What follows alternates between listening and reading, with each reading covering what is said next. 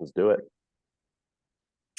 What's up, Psychonauts? Welcome back to the podcast. Today, I have Chad Curtis sitting with me and chatting about ceremonies that he's been a part of, 40 to 50 plus ceremonies that he's been in, and then helping facilitate 6, maybe 7-ish now. Excited to learn more about what you do and what brought you to plant medicine. Welcome to the podcast, Curtis. Thank you. Chad Curtis. It's all good. I have 2 first names. It happens all the time. Some people have known me for a long time and will still refer to me as Curtis. I Plus, love it. plus I was in the military, so I was also referred to as Curtis for a long time. So, Okay. no worries. Okay. Yeah, happy to be here and excited to have this conversation. Yeah, I briefly talking to you before we hopped on, you just came out of a ceremony. So my first question would be though, like what even brought you to plant medicine and why did you start using it as a tool? Sure. Uh, I mean, really, I could go back pretty far to say what created the scenario for me to want to seek this stuff out, and for many people, it's the same. It's experiences that we had in our childhood or in our youth. Um, as far as specifically how I got involved, at a certain point, I was working for a nonprofit that worked with veterans with traumatic brain injury and PTSD.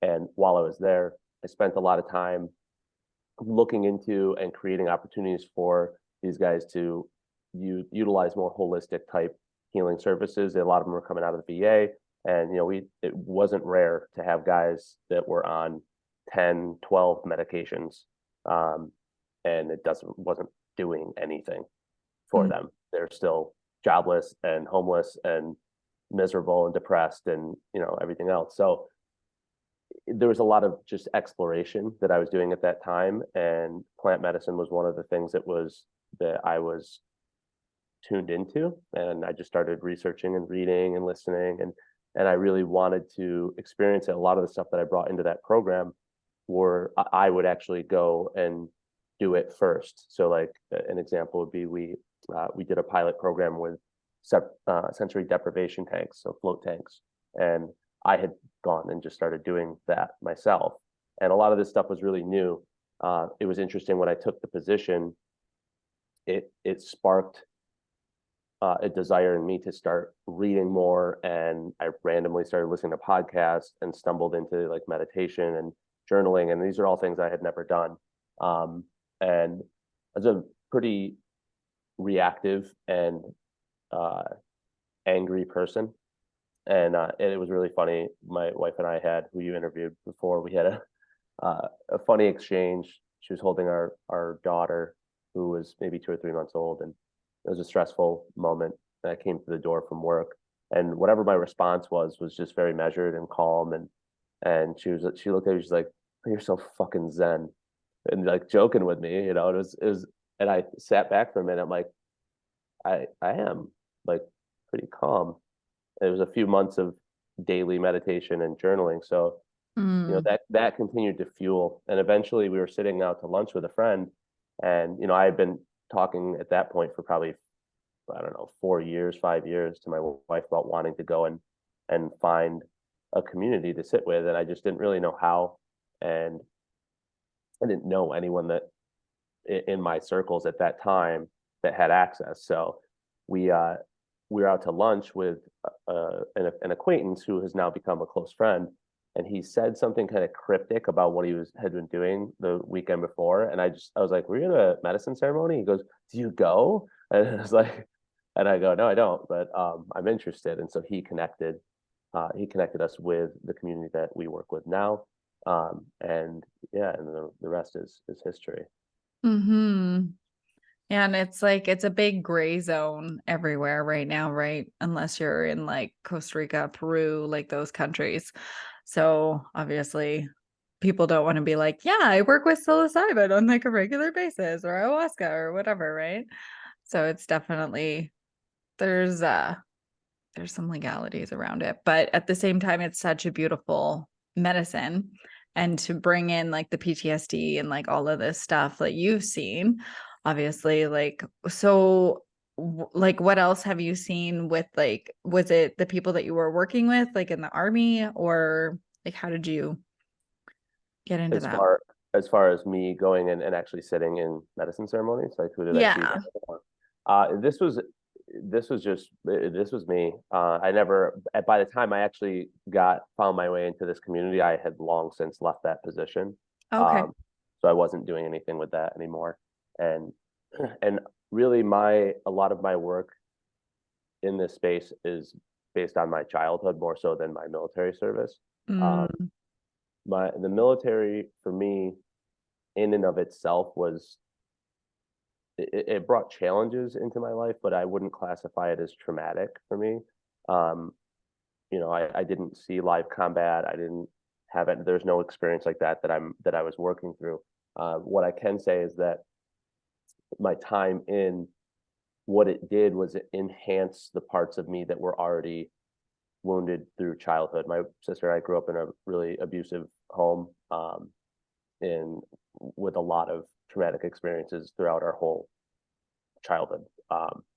And that just kind of snowballed. And once I joined the Marine Corps, some of the things that were already present in me were they were intensified and encouraged. So my level of hypervigilance and like lack of emotional regulation and control, mm, anger, depression, anxiety, that sort of stuff. And I didn't notice it at the time. I would never have said I'm a depressed person or I'm an anxious person.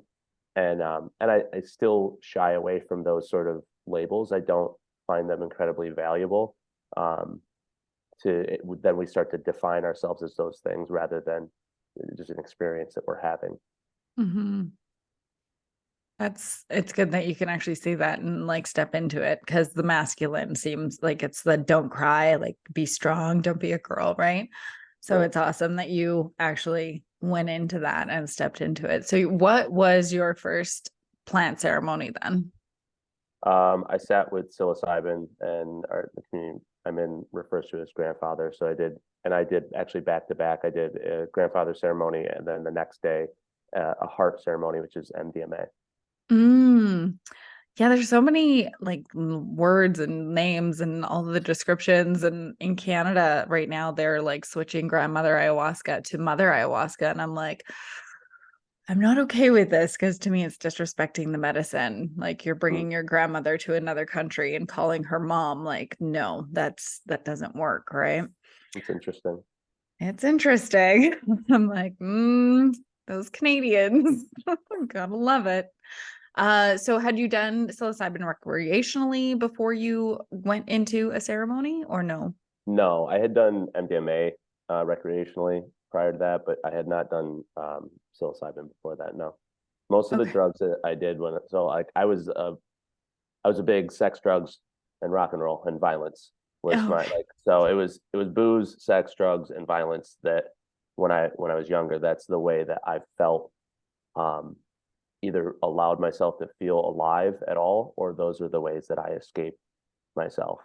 Hmm. And so usually the drugs that I used then were more things like uh, cocaine and pot and ecstasy, and that like things that were more they were I guess more readily available, and oftentimes at least in the way that I consume them, way less insightful. Hmm. And they were tools to escape myself, whereas what I do now are utilize these tools to go deeper within myself to understand more. Hmm. So it's a really I think that's been a big point that I try to make with anyone I talk to about this, because to your point earlier, I actually am very open about what I do, um, with pretty much anyone who asks or is interested. Hmm. I try not to be a zealot and run around and like shout it from the rooftops. But I look at that and I try to explain like that's probably the biggest shift that I see is that I used to use substances specifically to escape myself and to get away from my own mind and out of my body, and away from my own reality. And now I use substances for the total opposite, and it's not always work. I think a lot of people in these spaces, myself included, when I first got started, get really like it's got to be fucking sacred and ceremony, or it's bullshit, or you're fucking abusing the medicine. And I get that, like, because there's a reverence that is warranted, and I think that you start with that, and you start with it being strict, and you start with it being like that's how you adhere to it, and then you start to understand these tools, and you start to understand their application within your life. And so, it's pretty common now these days that my wife and I will have a date night, and we're like, well, just eat some mushrooms and go walk on the beach, and we'll talk for hours. And Mm-hmm. and like that in and of itself is incredibly healing, um, without it being without the rattles and the smoke and all the other stuff that happens in a ceremony. Yeah. And yeah, so I'll get off my soapbox. No, it's all good. That's what it's all about. So what was the turning point for you? Like what happened that you were like, I can't do this anymore, and you like moved into meditation and all of these beautiful tools? I don't know that it was necessarily a turning point. I think it was some sort of divine intervention or just serendipity that, for me, as far as turning away from like this like violent and angry person that I was, the very first thing that started a shift away from there is my wife Melissa, who you interviewed. Mm. Um, I'm gonna apologize in advance. I I am feeling a bit emotional because I did a bunch of medicine this weekend, and it's Okay. still I feel a little raw. Um, but Melissa has been, her and now our little girls as well, put in the same category, like the most potent medicine of my life. And so Mm. what started that was her never giving up on me. Um, Mm.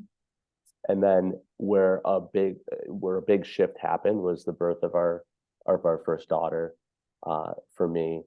And then these things just kind of fell into place. So the meditation and journaling really was just random. I had been out of the Marine Corps and then taught health and phys ed for a little while, and then we opened a gym, and then I went and got this job where I needed to go out and do presentations and schmooze donors and talk to, like, I was out talking to people all the time.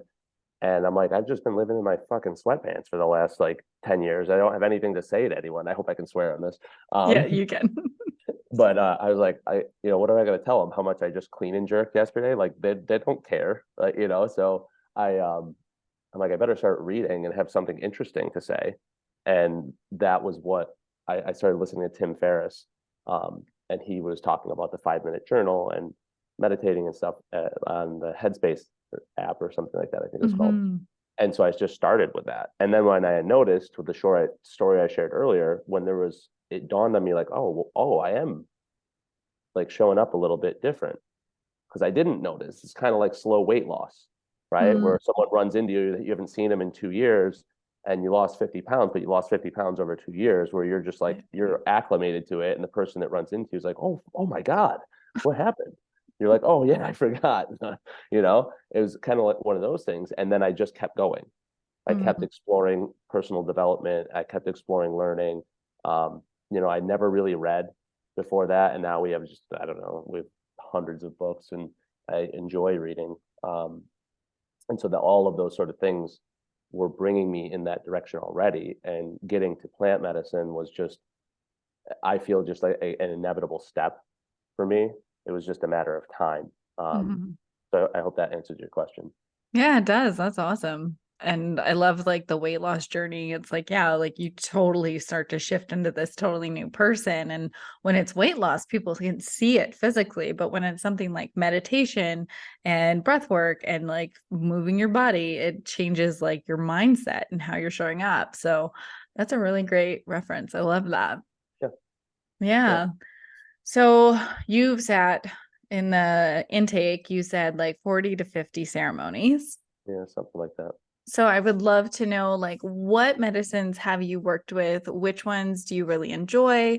And which ones do you like, would you recommend to people that are looking to get into plant medicine journeys? Sure. So just, I like the rundown list would be, ayahuasca, psilocybin, um, MDMA, ketamine, combo. Some of these are within the other ceremonies too. So like hape, sananga, LSD. I feel like I may be forgetting something, but that would be the majority. Oh, Wachuma, which is the San Pedro cactus for anyone who's unfamiliar. It's the same active ingredient as peyote. I think that's it. And then some of those things I've experienced in various combinations as well, which has been interesting. So like ketamine and MDMA, for example. I did actually have a ceremony where I consumed both wachuma and psilocybin, which I don't know that I would. That one was weird. It was more of a like I have a very high tolerance for medicine, and I was kind of a last minute addition to this container, and they just didn't have very much wachuma. So and I know the facilitator very well. He's a good friend of mine, and he's like, I have some grandfather. I have some mushrooms if you want. I was like, what the fuck? Let's do it. And so we went there. But that was, I don't know that I wouldn't do again, just because I think the experiences are so different with those medicines that the mushrooms kind of rob the experience of wachuma, in my opinion, from doing that. But yeah, that would be the extent of and cannabis. Actually, I've used cannabis in a ceremonial setting one time, which was really interesting because I used to smoke a lot. Like I started smoking pot when I was 11, and I smoked basically daily until I got into 10th grade, which I randomly started playing sports, and so I slowed down my use. And because I used it so much to escape myself, I don't love it as a like recreationally or otherwise. But I did sit with it in a ceremony. It was a Santo Daime like annual celebration. So it's ayahuasca all night long, and like 2/3 of the way through, they do prayers to Santa Maria, and then and you're just smoking blunts, which was like made me very nervous to think about doing, because when I had consumed cannabis in the previous years, like since I kind of stopped using it even recreational, I randomly smoke a little bit or randomly eat a cookie or something like that. And I didn't love like the experience for me. So I was nervous about that. And it was very difficult. And also really good for me, because I think it helped to relieve a lot of the anxiety that I had around, not even, I don't want to say anxiety, but like this fear that I had around that substance. So that was interesting. But yeah. And so do you want to tell people like the alternative names, like grandmother ayahuasca, like with each medicine? Sure. So as I mentioned before, at least the community that we work with refers to psilocybin as grandfather. Wachuma is the San Pedro cactus. I've heard it referred to also as grandfather. Then ayahuasca, as you mentioned, grandmother. MDMA, the community we work with, refers to it as heart medicine, because it's heart opening. The ketamine is referred to as dream. And the way it was explained to me is they refer to it as dream because the insights that you get on it tend to feel very dreamlike and difficult to remember when you come out, depending on how deep you go. What else did I say on there? Combo is combo. It's a frog medicine. Yeah, it's a frog poison that gets burned into your skin for anyone who's really excited to go do that. So, and then what else did I just say in there? Oh, LSD we'll refer to as Lucy. And I think that's it. Have you ever done Buffo? I have not. I've had multiple invitations, and every single time I get invited, there's something doesn't work out. But I believe we were actually just talking about that this weekend. I believe there's going to be an opportunity this fall for me to go. So that's one that like a lot of people have talked to. I have sat with just like smoked DMT, Mm-hmm. um, and that was interesting because I had already had a lot of experience under my belt, and at that point, but my friend that served me didn't have he didn't have any more of his like strongest pen, and he said he's like, this might not do it for you just because of like my tolerance, and he's like, and because it's your first time, like it is a difficult medicine at times to surrender into because it happens so fast. um so I didn't really get the typical experience just based on people that I've talked to. I was in my body the whole time. I Mm. didn't go anywhere. But I definitely felt myself resist, like which is was uncommon for me. I was like, oh, there it is. I'm like, I'm gripping on to reality like right now. So Yeah. um it was interesting. But I'm very interested in Buffo, the guy who serves for our community. I've heard like just only amazing things from everyone that's out there. Like, he's so good. He like the way he holds is like I'm very excited about it. But yeah, I have not been able to yet. And yeah, and that and I had some friends who used to we've met some people who used to serve Ibogaine. That's another one that I'm interested in that a lot of people are like I think freaked out by when I talk to them about it and I can explain it to them or what I, at least what I've heard from people that I know who have been in the experiences. They're like, my wife included, she's like, why the fuck would you want to do that? Like it sounds terrible. And like I'm like, because I'm a curious little boy. And I also, I like doing hard shit sometimes. What is that one? I haven't heard of that one. So I began it's it's I don't know if it's like a root. I'm a little out of my depth here, but it's the experience is long. It's Okay. like 24 plus hours. Oh, wow. Um, and the way I've had it described is that it's intensely introspective. Hmm. Um, I've had a couple people tell me it's like you're in this room with yourself and it's pointing out every single time in your life that you've ever stepped out of alignment and fucked up and hurt people you love and hurt yourself and all of these things. And it's like, look at it, look at all of it, and like just put your face in it for 90% of the experience. And then in the last 10%, it's like, but it's okay. I love you. We can do better. And you like, and but it's like, yeah, it's not similar to like not similar, but in the same retrospective, like combo, you know, that's not a fun medicine to sit with, Mm, mm-mm. right? Like I've done it. it, Yep. No. yeah, like it's valuable. And I actually don't mind it at all. But I could see why people are like would be hesitant because I mean that it's completely centered around discomfort.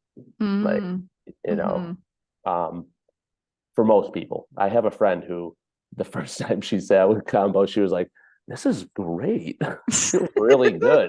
I'm like, what the fuck? Like, I love purging for like however long it she was takes. just like just in her power. She's like, I feel fucking powerful. Like that was she's like, I Mm, don't, I was like, that's interesting. wow. That's incredible. So for people listening out there and like yourself, how do you find these people? Like, have you had good experiences? Have you had bad experiences? And like the importance of finding the safe containers? So are you good experiences as far as the individuals I'm working with, or just like my personal experience with it? That's two different questions. Yeah, right. I'd love to hear both, honestly. Sure. So like I mentioned before, we it was all just kind of happenstance that we got connected with the people that we started doing this work with. When I say we, I mean my wife and I. Um, I guess just start asking. I don't know. I don't know how people are finding it. To be honest with you, I know Yeah. how some people have found it that are in the community that I'm in, and a lot of that is coming from direct referrals from friends or family or a colleague or something like that they know. So I guess if there's someone who's looking for these sort of experiences, I would start to look to the people who you think may, you know, may have their finger on the pulse of it. Like maybe someone Mm. who you notice have made like a massive change in their like mindset and the way they show up, and the energy of their presence has shifted a lot. Like you can just ask them. Like, um, and as far as my experiences, um, I've had the opportunity that the people we've sat with are really professional and really Mhm. good. And I've sat with some other people just kind of traveling and those sort of things where their definition of sitting in ceremonies is very different, and not necessarily from like a place of judgment, but I could see like if it wasn't myself and Melissa sitting in there with a lot of experience, that it wasn't fit for a beginner. And Mhm. I think that's where there's a lot of room for caution in this space. Like a lot of the things that we've been told to be afraid of around psychedelics and plant medicine work and all this stuff, uh, a lot of it is bullshit.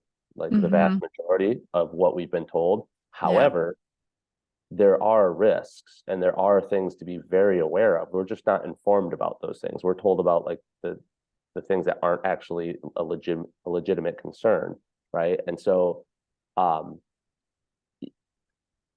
I just like I think there's people that could go into these places, and I'm thinking of one person in particular we sat with, and I know that she is trying to like hold space with medicine, and she's been doing this work for a shorter period of time than I have. Mhm. And that's not necessarily like time, I don't think is necessarily the only determining factor, right? That's in there, but there's something to be said about giving yourself enough time to learn enough lessons to be able to hold not just yourself, because once you start stepping into that position of facilitator, like there's so much responsibility in there, and Mhm. there's a lot that can go sideways. Like that's the truth. Yeah. And and I had a very, very hard experience earlier this year that is I was integrating a lot of it this past weekend. And it was without going into too much detail, like it put a lot of people in danger, myself Mm. included. And um and I'm still dealing with some repercussions from it, legal things. Um and what I'll say to that is part of what happened was I chose a physical location that was not great. Mm. Um, and I was personally in a place where I was not prepared for stepping into the ceremony. And I guess for someone that hasn't done this work that's listening, this may sound a little weird, but basically I went in and I sat with a friend of mine who has held medicine tons of times, and him and I have been in ceremonies together. Um, I feel insanely safe with him, more so than anyone else that I've ever been around and sat with. Like, and the feeling is very mutual with him. So that actually is something to be aware of in terms of caution, because Mhm. him and I have this like we have some deep shit that comes up when we're in there, and it can be very explosive. And because I feel so safe with him, like the floodgates opened. And as we set up for ceremony and we said our prayers and set our intentions and all these other things, I said we sat with mushrooms. I said to grandfather, I was like, I'm so fucking lost right now. Mm. Like I'm like, please show me everything, like all of it. Open my eyes. I need to, like I want to see it. And I asked for all of it, and I fucking got it. And it was the most intense experience I've ever had. And it was an amount of mushrooms that was less than half of what I have, like the most that I've taken before. So even when you look at like dose dependency, like dose does matter, Mhm. but in that setting, like what I took was for me an average amount, right? It wasn't like I took some excessive amount that was irresponsible. How Um, much was it? it was about 7 or 8 grams. Okay. But Which strain? uh, I believe it was Golden Teacher, and Okay. I honestly don't remember Okay. what it was, but to that point, like I've literally less than a year before that I sat with 17. And Mm. like, so it's not like it was a range that was unfamiliar at all for me. But Um, your the intention intention was the different. intention was big, and Yeah. also what I was doing prior to the ceremony was I had this experience where I started shutting down, and I reverted back to the version of myself that never expressed any of my emotion or Mm. discomfort, and I was feeling deeply depressed and shut down, and all of this shit was just inside of me, and it was all anger and like disappointment and fear and all this stuff. So like that's what came out. Um, Hmm. and as I mentioned before, like I grew up with a pretty violent um, childhood and a pretty violent, like I was a very violent person in my younger years. And Hmm. so if I feel safe enough and if I pop off, like it can get violent, and it did. Um, Hmm. and so like again, these are things that I think are important to share. And I've actually shared this story, it feels like ad nauseum at this point, because um, when it happened, I felt the shame and guilt of it just Hmm. wrap itself around me and start to drown me. And Hmm. and I made a promise to myself and my family and my friend who was a part of it, that I would not shroud this event in secrecy because it'll fucking eat me alive. Yeah. So I share it with anyone that is interested. I mean, as long as it's relevant, I'm not telling random people on the street, right? But and I do that because I think it's important to see, like this past weekend, the retreat that I was at, there was actually quite a few really new people. It was like anywhere from their first to maybe third ceremony ever. And like, I'll answer a lot of questions, and I'm there to be of service and to help people and obviously do my own work as well. Hmm. And I think a lot of times we look at other people they've gone a little bit farther down whatever path, and we're like, oh, they've got it figured out. Like they No, might we be able, don't. they don't make any of these mistakes, or everything's cool, and we have whatever the preconception is, and by sharing my story with them in vivid detail, a lot of them were just like, they're like, holy fuck, man, like, thank you for sharing that, like that's very intense, Hmm. and I'm like, it's good to know these things, because like any other controversial topic that's out there, you have one party that's like, this thing's the best. Nothing bad can happen. Just do it. It's all healing, baby. And the other side's like, you're gonna fucking be addicted to drugs and die, or jump off a building, or there's all like crazy shit at the ends of the spectrum, right? But Hmm. really, all of the wisdom is in the middle, and the reality is in the middle. That there's truths from both of those arenas, and like we need to understand what that is if we're going to be responsible in these places. Hmm. Which goes into like, thank you for being so vulnerable to share that, by the way. But goes into like the set and setting and like the importance of your mindset and the setting that you're in, right? Because it coincides with one another when you're in those ceremonies. Absolutely. Yeah. Yeah. I mean, um, the people that you are with, and this is why it's important in terms of kind of back to your original question about finding facilitators, why it's really important that you find people that you trust and you feel safe with, because you are in a very suggestible place Hmm. when you're in these medicines. And there are people out there that are taking advantage of people in these places. Yeah. Bottom line, when I went to the Santo Daime thing that I was talking about before, one of the lead facilitators who's been holding medicine for 20 years, him and the other woman that run it together, he was talking about, he's down in the jungle a lot, throughout the year, learning from other teachers and stuff down there, and he's like, it's very common that you have shamans, especially in these countries where a lot of U.S. like Westerners are going, and they're like, oh, I'm gonna go to my ayahuasca retreat in Peru or Colombia or wherever the fuck Mm. it is. They go down there, and he's like, there's people down there, and they're stealing their money, they're raping women, they're doing like, he's like, they're doing fucked up shit. Yep. Not all of them, but some people are. Like the reality is that we're all human, right? And I relate this back to like the military, right? A lot of people that have never served will carry around this idea that everyone who puts on a uniform is a hero. And Mm, listen, the military is made up of the same people that the rest of our society is made up of. And guess what? So is plant medicine facilitators, so are nurses, so are like whatever subsection of whatever percentage of us are assholes and would hurt the other person or take advantage of the situation or whatever, that's likely roughly the same percentage in any field. And yeah. so like it's easy to get caught up in like the love piece of it and it's like benevolent, oh, we're all healing, we're doing this thing, and not consider that someone might have ill intentions and that someone might be doing plant medicine work personally and just feeding their own narcissistic tendencies and all these other things. Mm, It can happen. Now, I don't personally see that happening in the circles that I'm in.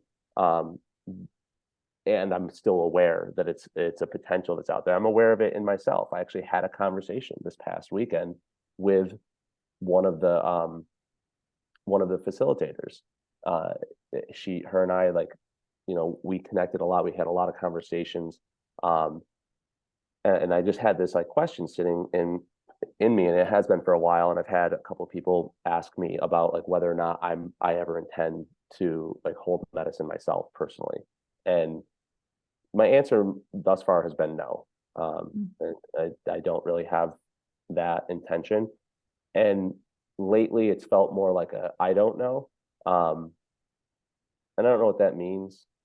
And I had some people ask me that this weekend. Some of the newer people that were in the container were like, "Oh, do you do this too? Like, do you facilitate these things?" And I'm like, "No, I've helped co-facilitate, um, but no, I don't serve." Um, And so I asked the facilitator, I was like, do you think that's something valuable for me to even look at or explore? Or is that my like, is that this part of me is like, I could do this. Like because literally I had just the ceremony I had said, and before going to retreat, there was a man that did that.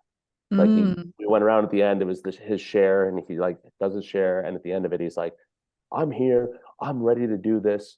I'm ready to hold medicine and for the people around me. And he looks to the facilitator. He's like, so I'd like to have a conversation with you after. And now, meanwhile, I've sat with this man at least half a dozen times. And this is the first time that he had a ceremony where he wasn't a fucking shit show. So I look at that and I'm like, bro, I love you. And there's no judgment here, but you are just starting to be able to keep your own shit together. And mm, you think it's time for you to start leading this and holding other people, like, yeah.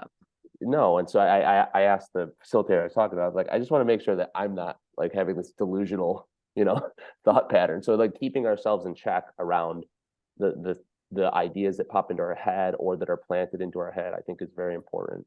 Hmm. And that is like, I've been to ayahuasca ceremonies where people right after they're like, I'm supposed to be serving the medicine. And like, I know this is my life Spirit told path. me. And I'm like, nope. This is the second time I've sat and I'm like, nope, not a Yeah. chance. Yeah. And it's, and I think for the vast majority of people that I haven't necessarily heard a lot of people say, like, this is my path, I'm supposed to be serving. I have heard a couple.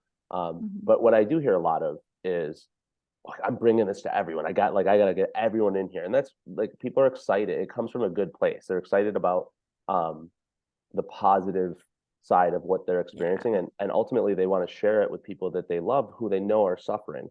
Hmm. However, like if they're engaging with me, at least, well, I'll bring them back to earth with the conversation around like that's getting them to connect with why they want to do that, and Hmm. then getting them to understand that this is not a you're not on a mission to Hmm. run around and bring as many people in here as possible. There's no like referral program Yeah. that we're working on here. And furthermore, the way that you get the people in your life to pursue this, if it's something they ever will pursue, is by doing just such deep work on yourself that they can't help but notice. And they start asking you what you're doing and how. And then Mm-hmm. that sparks their curiosity, and then they make their own sovereign choice to step into the space, not because you pressured them or convinced them or tricked them or whatever. Um, and again, like I said, that comes from a good place. And even the person who says like, "Oh, I'm meant to do this. I know I'm a healer. I should go serve medicine." Like, it is ultimately coming, I believe, for most people from a good place because they're like, "This is valuable and powerful for me, and I want to share it with other people." It's like someone getting into exercise and losing a bunch of weight and getting stronger and saying, "I want to become a personal trainer and I want to go work out in a gym or open a gym or whatever." They want to pass this experience on to other people, right? And Mm-hmm. I just think that there's a lack of understanding of the level of integrity that you need and the level of like what it actually takes to hold a container full of people Yeah. or even one other person without you getting your shit into theirs and without you taking their shit on. Like, how do you keep this place, to your point earlier, how do you create the set and setting that allows for safety as well as the freedom to do difficult work? Mm-hmm. And that's a far more challenging balance to strike than most people understand, in my Yeah. opinion. No, that's great. I'm like, yep, for all of that. That's great. So have you only done plant medicine in the States or have you gone different places to sit? Only in the States. Only in the States. Okay. I love that. And so you don't even know like what an experience would be like in Peru or Costa Rica or like something like that. Oh, I'm so curious now.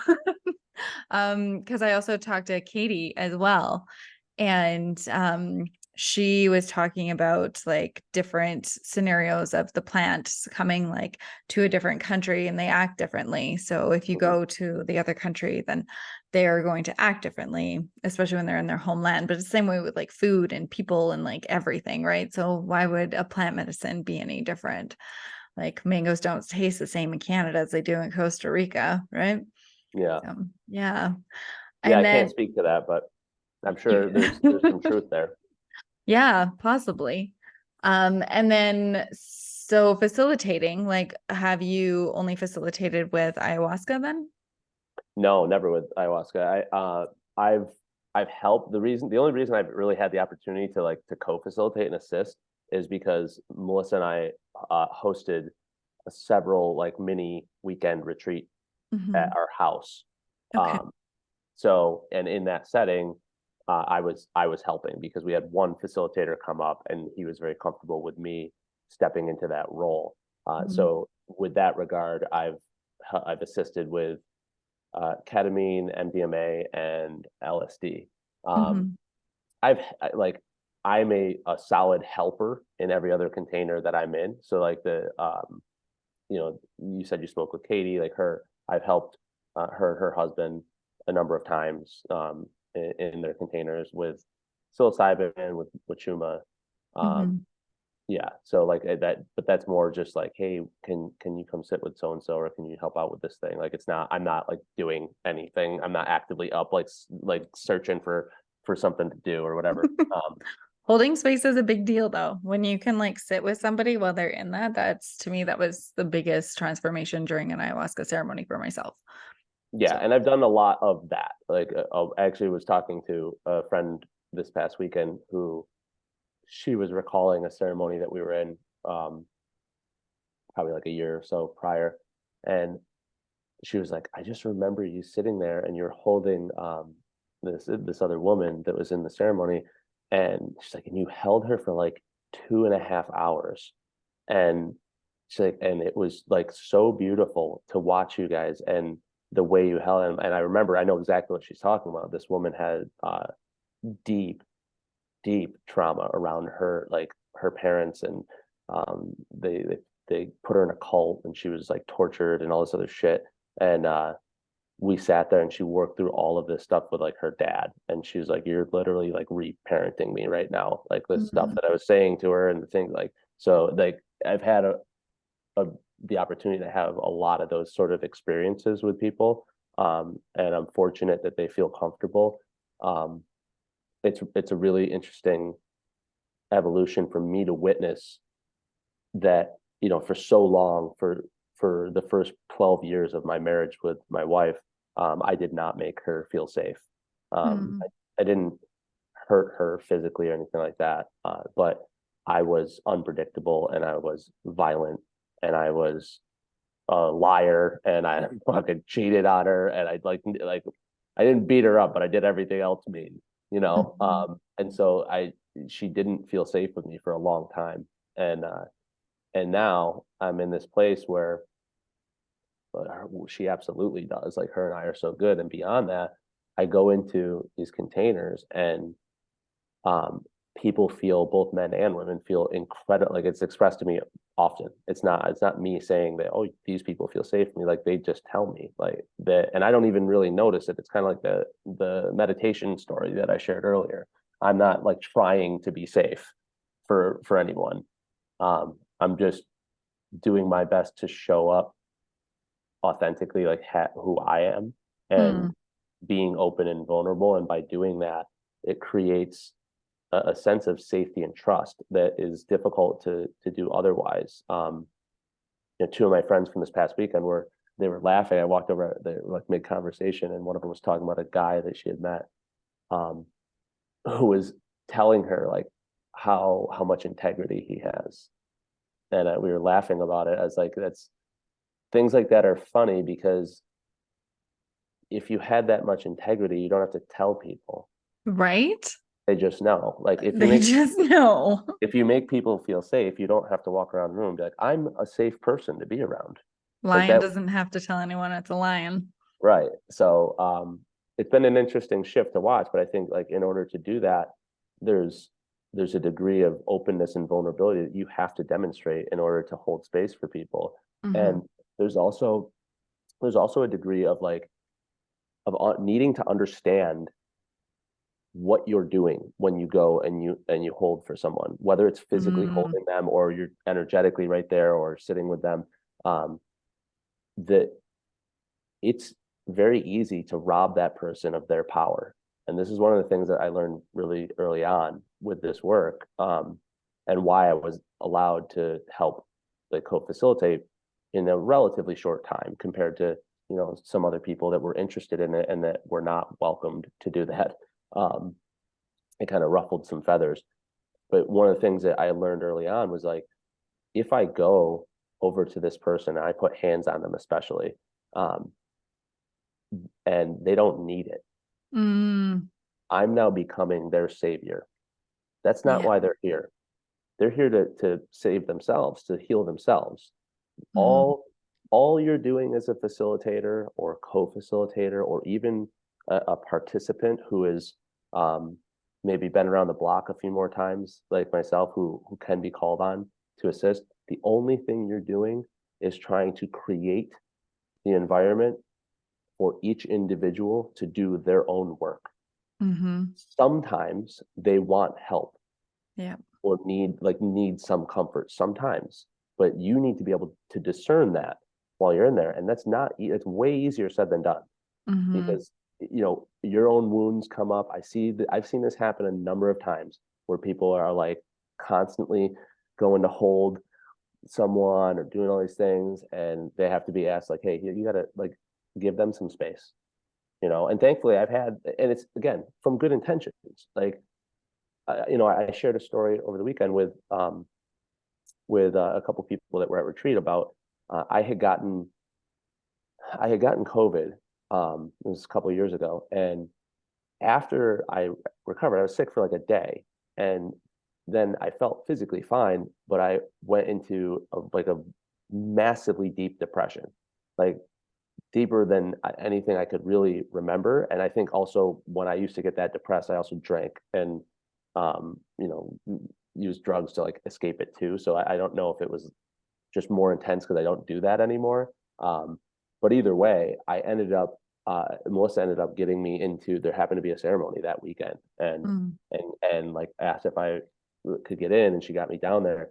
Um, and I'm sitting in the first night, and it was like very hard. It was a very hard night for me, and there was a guy next to me who it was like his maybe first or second ceremony, and I'm like kind of keeled over on my hands and knees, my head on the floor, and I'm just fucking sobbing and falling apart for a minute. And he starts rubbing my back, and there is a moment where I'm like, oh, like there's a relief there to know like someone else is gonna help me, right? And he starts rubbing my back, and the one of my friends who was a facilitator, but he was just sitting in that ceremony. He was like, "Hey, please take your hands off of him." Mm-hmm. He's like, he goes, "He's got this." Yeah. And when he said that, I was like, thank you. Because I would have just settled right into like receiving that comfort, right? Mm-hmm. And I didn't need it, Yeah. and so it's very tricky to understand that. It's very much an art, um, more than it is a science in terms of how you can tell, because people release and they purge or release their traumatic experiences or whatever they're struggling with in a variety of different ways. So Mm-hmm. they might burp or laugh or shake or scream or vomit or shit their pants. There's all sorts of things that can happen. You've And seen so someone shit their pants? I've heard the stories. Okay. So I'm Yeah. like, I've only heard stories. Yeah. I've heard stories. Actually a very close friend of mine, he'll tell you a story any day, but he shit himself in a fox onesie on like 27 grams of mushrooms. Um, Oh, and wow. so like, yeah, it happens. I don't know that it happens often. I haven't seen it, but Right. point being, there's a lot of ways that someone could be like releasing this energy or whatever it is that they're moving through. So it doesn't necessarily mean they need help, Mm-hmm. right? And that's where it gets tricky. And so then you have these people who are, they're sitting in these places and they want to avoid their own shit, and it's real easy to do that by going to help other people, right? Yeah. And I recognize that because I do that, right? I don't Mm-hmm. do I don't do it in medicine ceremonies, but I did it in my life all the time. Mm-hmm. I would attach myself to someone else who I deemed was more fucked up than I was, so I didn't have to look at my stuff. Mm-hmm. I could be their savior. I could be their white knight. And a lot of people, they exhibit those same exact patterns in medicine ceremonies often. Mm-hmm. Yeah. This is so good.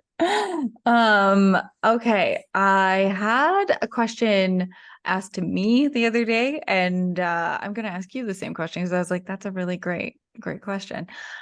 Do you think every single person on the planet should do psilocybin? No, That was I my don't. answer too. I mean, right off the jump, if you have a history of like psychosis in your family and anything like that, like no, you should not do these things. It, I'll share a piece, like just a little piece of my experience that I referenced earlier that was really challenging, that I'm still navigating. Um, I felt I don't even I mean, maybe I did have I basically had a psychotic break when it happened. The difference is just that uh, I'm able to integrate it and navigate back through it. Um, and if I wasn't able to, that would have been a fucking real problem for my wife and children, right? Mhm. And so like there is the potential for that, just from like a wellness standpoint. Like you just shouldn't do that. There's medical, if you have like massive issues. Like there was a woman that had, I forget what the heck it was. She had some sort of like surgeries or something like that, and so like the way her body metabolized food and things like in general. So there's like, you could have some legitimate medical risks in a small percentage of the population. You have Mhm. that, and then you also have the like the emotional, psychological piece of it. That's like, is this person willing to like shake their reality up? Like, Mhm. because that's what you're doing, right? And the more attached you are to this identity of yourself and your identity of the world, like the harder that experience is going to be for you. And if you absolutely don't want to give that identity up, then why the fuck would you do this? Because here's the bottom line: like, there is potential for it to radically shift your perception of everything, and if Mhm. and that in and of itself could lead to more, I don't want to necessarily call it trauma, I guess maybe trauma, but at least more disruptive things in your life, right? So I think there's not everyone should come to this work. I Mhm. think there's the values that come out of it, the outcomes could be applicable to anyone. Like we would like that for everyone, which is I think why a lot of people will say things like everyone should have mushrooms. Like I joke around and say that all the time. Like we should drip LSD in the water for like across the country. Just like, Better than fluoride. yeah, right. But you're gonna have some people that doesn't go, it doesn't go well, right? Yeah. And as we were talking about before, set and setting are vital. So like depending on how this person is coming to utilize these substances and where they are in their own, like in their own internal world, as well as like what their external world is, like that can radically impact what the experience is for them, you know? Mhm. I mean, there's a place in my mind where everyone has some sort of experience that allows them to feel deeply connected to themselves and to one another, whether that's religious or yoga or breath work or medicine work or whatever, right? Hiking Mount Everest, like there's Mhm. things like that where you can be in a state of awe and connection with the world around you. And that's really what it's a lot of what happens for many people in these medicines, is that you're reminded of the immense beauty in our world. You're reminded of the immense beauty in our pain as well as in our joy. And you're reminded of all the ways that you're connected to everything around you. And Mhm. so there's more than one way to get there. This is just a pretty reliable way. Like, and you can do it in someone's living room. Like, Right. so it's like I don't know, it's a weird question. Or I guess it's not even that weird of a question. It seems like an obvious question, that the obvious answer to me is no, not everyone should do this. Mhm. And then the follow-up is like, but most people could. Yeah. The vast majority are safe to do it. And Yep. I think what happens is we've been told so many stories that are either not, they're just not true, or they're so rare, right? That but then they're blown out of proportion as if this is what always happens. I mean, my incident from earlier this year, told in a way other than how I tell it when I meet with someone, just told from the periphery, is a perfect example of like, see, that's why you don't do that. This is why you don't take mushrooms, because you could look like that guy, Yeah. and you could be dealing with the same problems that he's dealing with now. And Mm. and even as I share this, like it's interesting because I have shared my story with both people that are in this community and people that are not. And I'm able to share it in a way where even the people that are not are able to see it without judgment, because Mhm. I'm like explaining how I got to this place and what happened and everything like that. And I'm not hiding anything. I'm not passing blame. I'm not like, well, it's because the fucking cops were assholes or whatever. I'm like, no, this is what I did. So there's Yeah. full accountability, there's full responsibility for it. And it's not like the mushrooms didn't do it, Mhm. right? Like they didn't. They just unleashed me, and I did it. Yeah. You know. Yeah. And that's huge. Taking responsibility for your own actions. That one's huge in anything like outside of plant ceremonies too, right? Yeah. Well, and another thing that just kind of that popped into my mind here regarding should everyone do this? There's also, and we see this. I see this pretty often. Like we bring a very Western mentality to pretty much everything that we do, Yeah. right? So if you're looking for these substances and looking for these communities and containers to do this sort of work because you think it's a silver bullet or a magic pill to fix you, you're sadly mistaken. Right? Hmm. I've for better or worse, I've sat with people who I watched not do a fucking thing with their life and sit in ceremony after ceremony after ceremony, and they have the same share and they have the same, whatever problem that they're navigating, and they haven't done a damn thing about it. Hmm. And most of the time, I can say the community that we've sat with, most of the time they will end up with a conversation with one of the facilitators that is like, you're not really doing anything, so we're going to invite you to not come back until you're ready to like actually implement some of this stuff. We want to support you, but it seems like you're just wanting the medicine to do this for you. That's not what happens. Yeah. Like you have to take action with the lessons that you are pulling from these experiences. Otherwise, it's no different than what we do with our pharmaceutical industry and all these other things, right? We're outsourcing our own health and healing to some to some other thing, to some substance. We're just changing it to a different substance. In my opinion, a better substance with probably fewer side effects than going and taking a ton of pharmaceuticals. However, the intention is still the same, that like you're not responsible, you're not doing anything, and this medicine, this substance is doing it for me. I'm not going to lose the weight. I'm going to take a weight loss pill. Like that's not the answer. We all fucking know it's not the answer. We keep doing it anyway. I wish it was the answer. I'm not judging. I wish I could just take a pill and be like, okay, look at this. I look exactly how I want to look. I feel exactly how I want to feel. Like everything's great. All I had to do was take this pill. That would be wonderful. It doesn't exist, right? It's just not reality. There is no magic pill. Okay, last question would be, what has been the biggest transformation in your own life since you started working with plant medicines?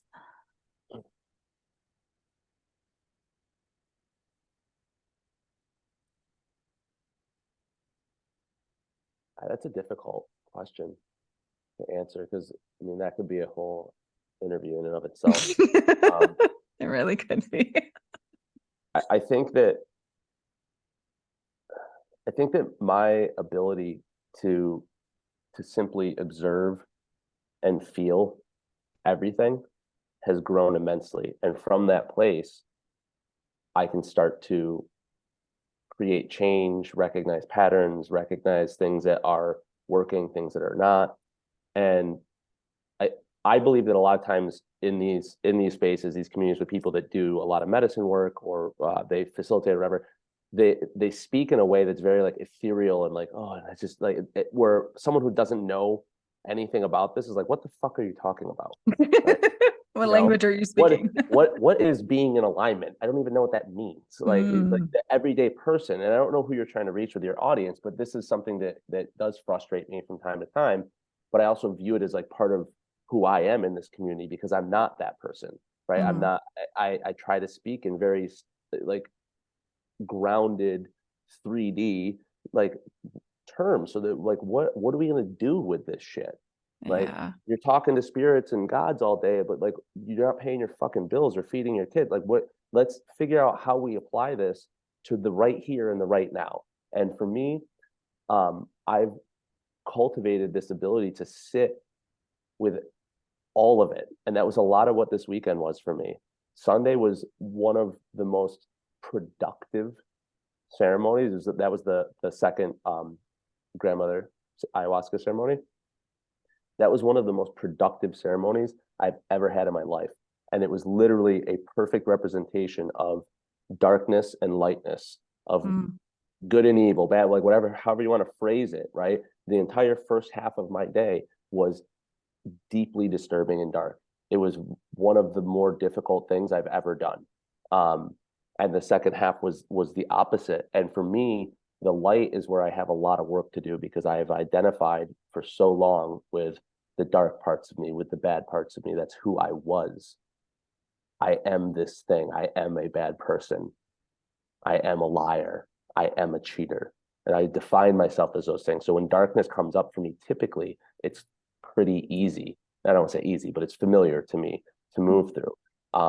This particular day wasn't, but instead of like running from it, and there were moments where I wanted to, there was moments where I was begging for it to stop, and that's not typical for me. Like usually I'm just like, whatever, we're fucking riding this thing.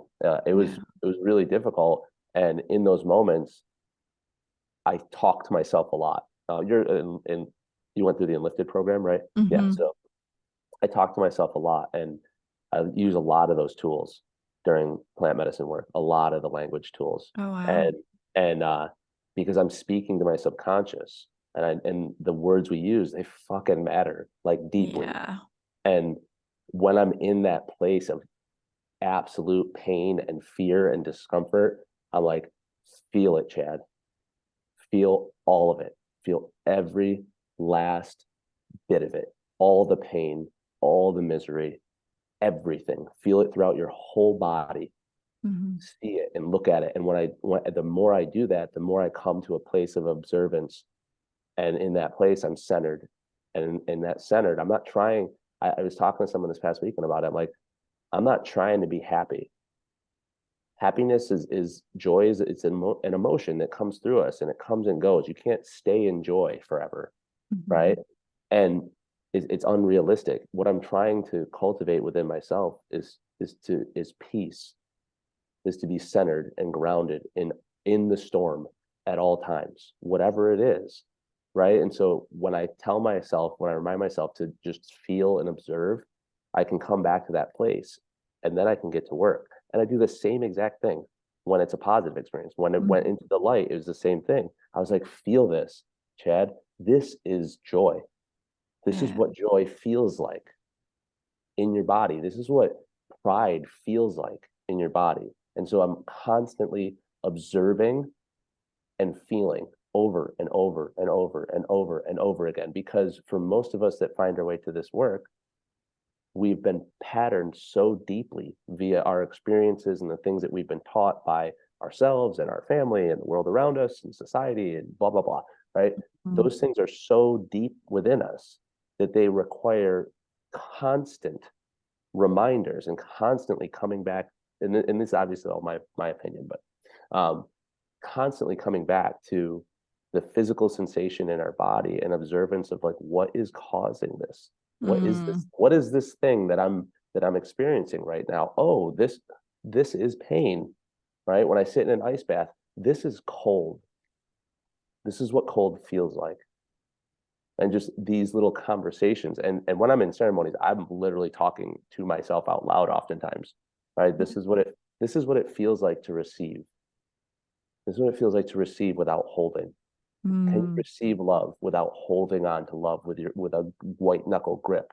Because as soon as you do that, fear it sneaks in because now I'm afraid to let go of that thing. I'm afraid to let go of my joy. Some of us are afraid to let go of our pain, myself included. Right. And so that I've never actually even thought about that question that you asked in that way. I've never really thought about that question specifically. And what I just shared literally just came from the heart. It was not something that I've ever really given much thought to, I think, but I believe it, that's if I had to choose the most valuable thing, because there's been so much value, it would be my ability to feel and observe. That's it. That's a great answer. I love it. That's great. Okay, last question before I let you go. We're going to go back to your actually, how do people find you? Like if they want to work with you, or like, do they go to social media? Do they reach out? Like, how do people find you? I mean, if anyone wants to work with me, let's see. Word of mouth. Yeah. I mean, I'm incognito.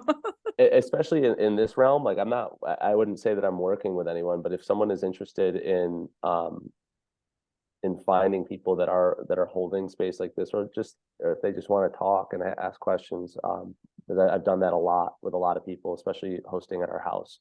Most of the people that came through, it was their first time ever doing anything like this. So lots of conversations went down way before and integration after and all this sort of stuff. I'm very comfortable and happy to do those things. And I guess, yeah, maybe like social media would probably be the easiest way. So I'm not giving my phone number, email. You don't need to give publicly. your phone number.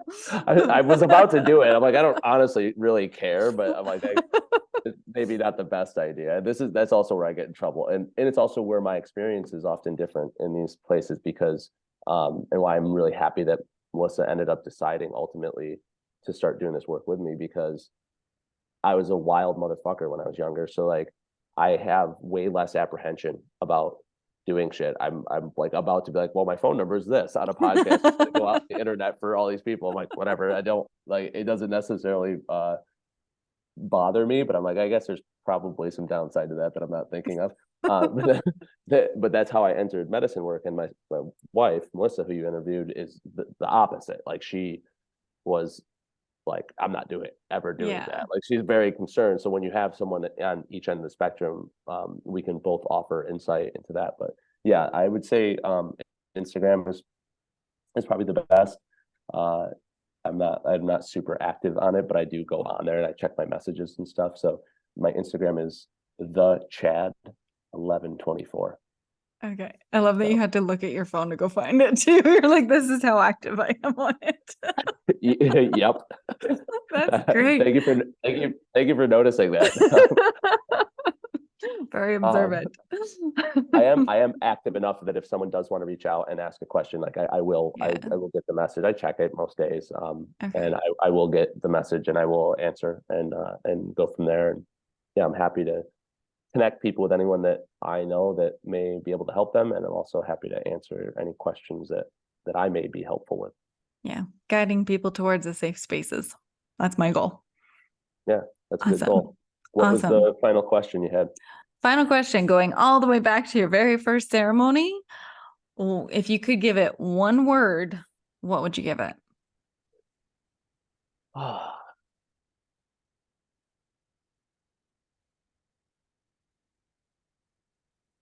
I guess unexpected would be the word I would choose. That's a Yeah. good word. I went into it expecting it to be very dark Mm-hmm. because that was all I knew. And I also knew that the particular medicine I was sitting with, mushrooms, can be very dark in general.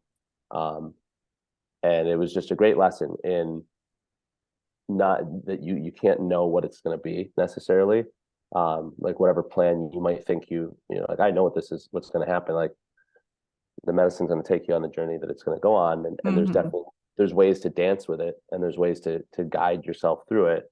But the experience will be what it's going to be, and I think a part of me that's very comfortable and familiar with my darkness wanted it to be that because joy and light makes me feel uncomfortable, and it was a really interesting experience because my personal experience was all joy and light the entire time. And everyone else in the room was the total opposite. Oh, wow. And people were wailing and like having a really hard time to the point where I felt like again I felt bad and guilty about feeling so happy and feeling so overwhelmed with like joy and love and have these visions of my little girls growing up and going into like motherhood and kids of their own and they grew into old ladies and it was like they were happy and safe and I was like overwhelmed by it. And I fought it like a motherfucker where like most people will fight their darkness like no they don't want to see it. I'm like I don't want to be happy. No, don't let me be happy, and yeah, so it was unexpected would be probably the best single word if I had to give it one. That's awesome. Yeah. And I love that it went light and you're like, fuck this versus like dark. And you're like, no. That's great. Awesome. Thank you so much, Chad, for your time, your energy, and your knowledge today. Much appreciate you being on the podcast today, for sure. Yeah, it was my pleasure. This was fun. I'm happy to do it again, do it whenever.